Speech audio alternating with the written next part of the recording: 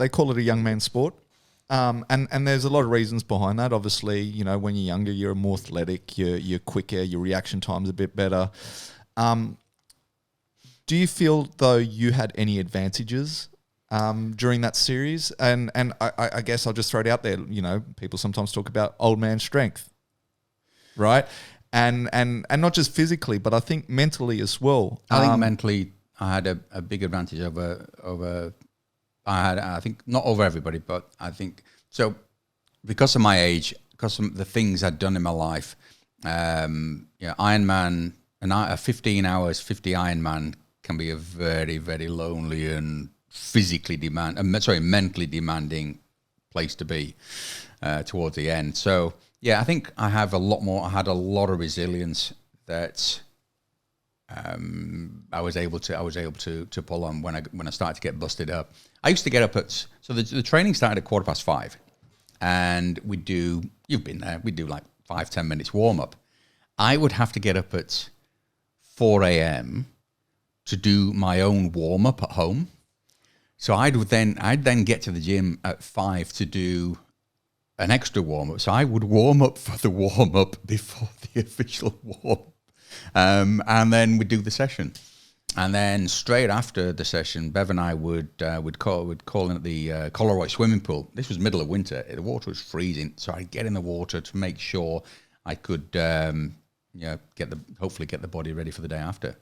Well, it's the ice bath, right? It's the ice bath. Ice bath. Absolutely, and man, it worked. So yeah, part of it was about I think an advantage I did have is this wasn't the first time I'd been punched in the face. And so, or physically put myself and mentally under pressure. So I think that was an advantage. I always say that kind of comes with life, because when you're young, you're strong, you're fit, you're all this, but you've never, I guess, dealt with hardship. And through life, and I'm talking about all walks of life, you know, there's always setbacks. And I think, you know, as you get older, you just mentally, as you say, you're more resilient. Yeah. Like it's just a natural thing. So and I think even in my case, I mean, I'm not at that age, but like I was eight years older than my opponent, and I think, you know, that was the case as well. Was, you know, I was losing, but I wasn't willing to give up, and it was because, you know, I'm like, well, I've already hit rock bottom a few times in life, and, you know, what's the worst that can happen? Like you kind of push on, where a lot of younger people, like, they will give up a lot quicker, and it's just because they're not used to that. That kind of situation where you know, they kind of feel like their back's up against the wall. And once again, going back to this whole thing with you know, the way we set these kids up, it's you know. Well, we're in the information area, so everybody knows everything about everything, because if I ask you a question you don't know, we don't think anymore. We go to Google, or call Siri or somebody. But we're not experiencing life like we used to do. I read years and years and years ago a line in a book that said it's better to travel 1,000 miles than it is to read 1,000 books. And I still live that now. It's better to experience it. I'm not a smart guy. I left school at year 10.